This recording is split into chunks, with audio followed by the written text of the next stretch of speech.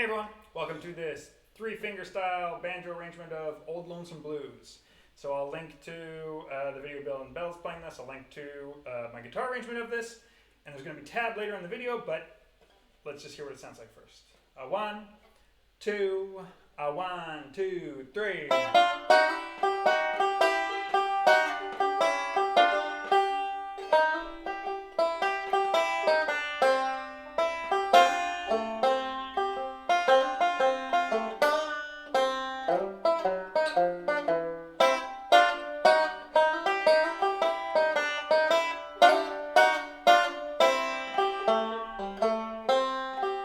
I got them lonesome blues and I'm feeling mighty.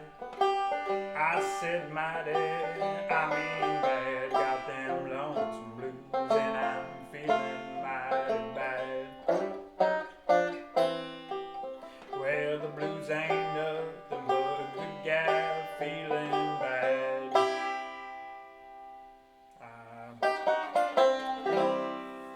Okay. Anyways, so that's Old Lonesome Blues. I'm not so familiar with this tune. I took my inspiration from a Bill and the Bells video. I think I said that before. I'll link to that. Again, my banjo arrangement is, guitar arrangement I'm doing as well will be linked below the video. We're going to go through the tab line by line here really quickly. But if you want a PDF of the tab or a PDF of the lead sheet so you can jam this with your friends, you can get that by supporting me on Patreon. Again, links below. Now, before we get into the tab, I'm going to do a little bit of a micro lesson on something I think is a kind of a cool trick that I tried to exploit a lot in this tune.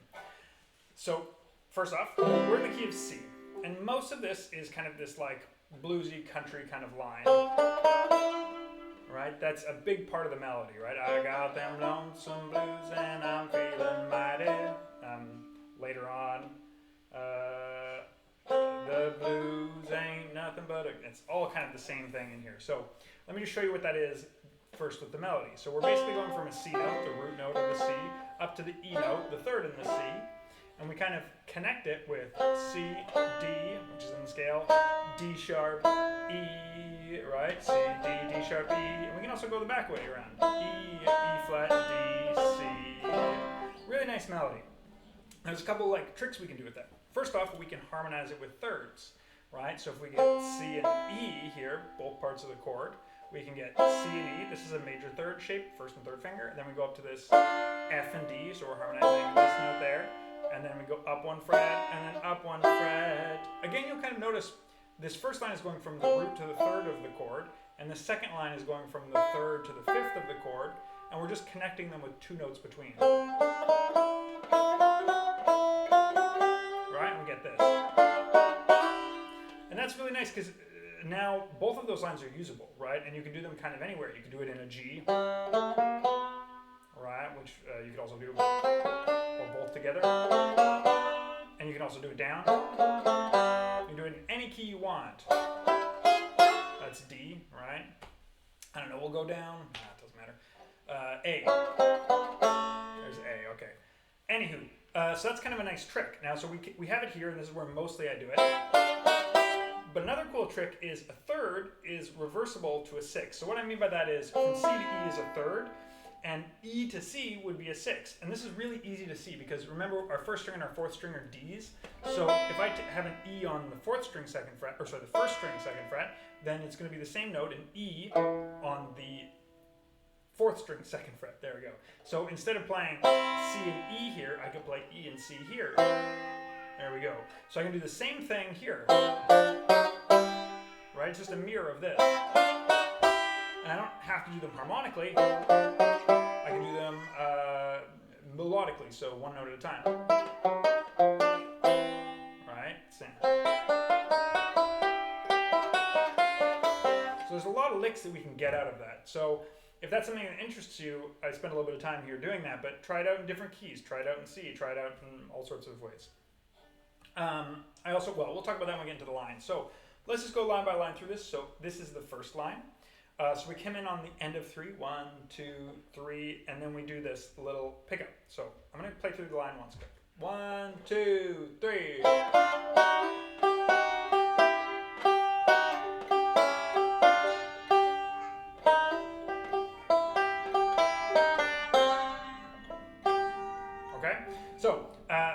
just this double stops going up and down. I'm just putting my thumb in there to kind of mix them up. And you have that one kind of extra step where you go to the 2 and 2, which is kind of a cool out of key thing. Now, so the first 2 bars are relatively easy just doing that. One thing to notice is I'm getting those double stops with my thumb and my index because I have to hit the 5th string with my thumb. The third line bar here, this is often sometimes weird for people, banjo players, because we don't often do this where we miss the first beat. But you have this 1. So if you find that odd, that's okay. Probably you're just so used to doing rolls and hitting 1. But just try to listen to the way I play it and go from there. It's like, get it in your ear, see if you can hum it along with me playing it, then it's going to be a lot easier. Okay, in this last bar, I just want to show you what I'm doing here. This is just a melodic phrasing of the line. E, E flat, D, C. I just get it like this. E, E flat, D, C. And I do that a bunch, so it's kind of a nice little practice thing. C, D, E flat, E, C, D, D sharp, E. Cool licks come, abounds. Okay, the very last beat of this is tough. This is probably the thing that threw me off the most about this, because I don't normally do this. But I specifically do that because I wanted that rhythm there. Normally I would go thumb middle, but because of what we're doing on the next line, I can't do thumb middle, so I'm going middle thumb, just putting it in reverse. And it's nice to practice these things because sometimes you get in a situation like this where thumb middle doesn't work, so if you're used to doing this middle thumb, it's a little bit easier. So next line here, we got this F chord, and you'll notice I'm actually getting the 2 notes of the F chord on top. Right, and I just do a double stop here, and a hammer on.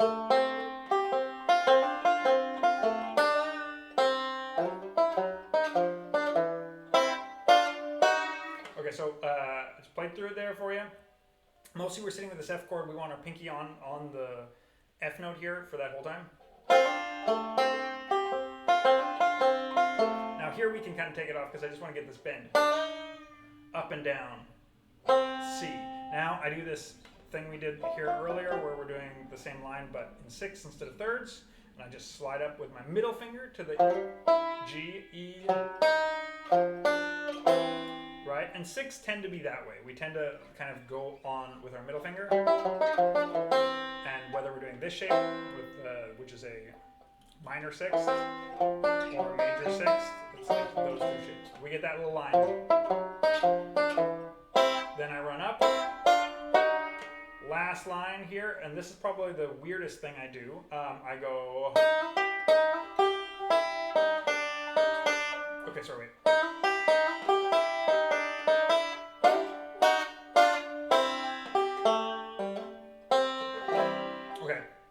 So you'll see that there's that 1 note in parentheses, and I think that's because I often miss that note. So it's kind of a tough note for me.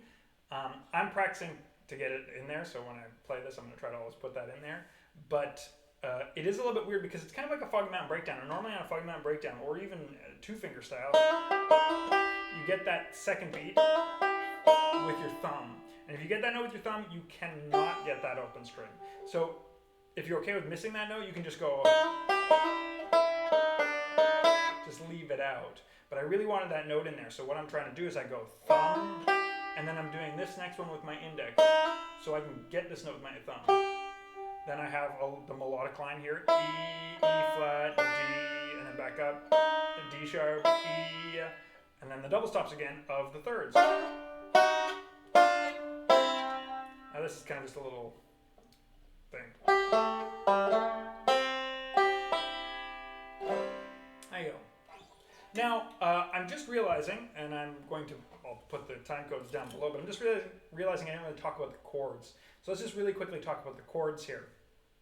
And maybe I'll put a little note earlier in the thing to go here if you want to check it out first. This is essentially a 12-bar blues with a weird variation in this, right? I've got them. So normally a 12-bar blues is just 4 bars of the 1 chord, 2 bars of 4, 2 bars of... the first line is 4 bars of the 1 chord. The second line is 2 bars of 4, 2 bars of 1.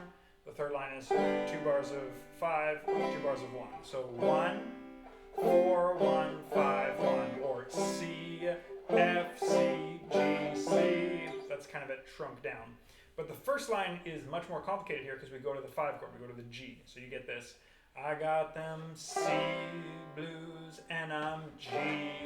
Normally you don't go here feeling mighty, and then it sticks for a while. I said mighty, I mean bad. And you're really on that C note for half a bar, and that can kind of be confusing the first time, right? You go right to the F. After that, lonesome blues and I'm feeling mighty bad. Well, the 5 chord, the G chord, then back to the C.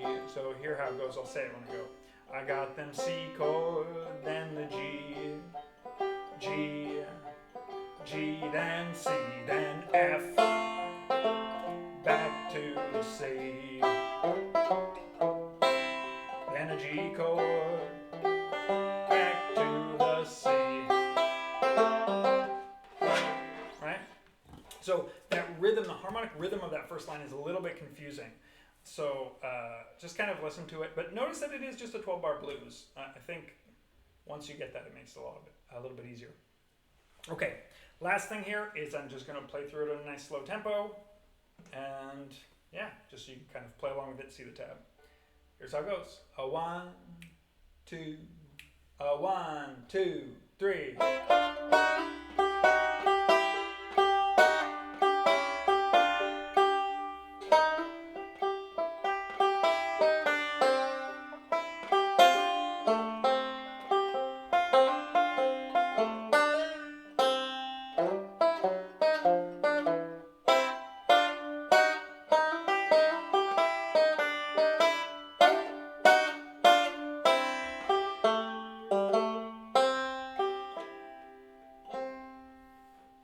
If you notice me making some blues faces, it wasn't that I was so much feeling it, I actually had to sneeze for most of that. Okay, yeah, this is a cool tune. I hope you enjoy it. I hope you're enjoying these videos. I enjoy playing this stuff and doing this stuff. Yes. Maybe I should say stuff a couple more times. Stuff. Okay, till next time. Bye.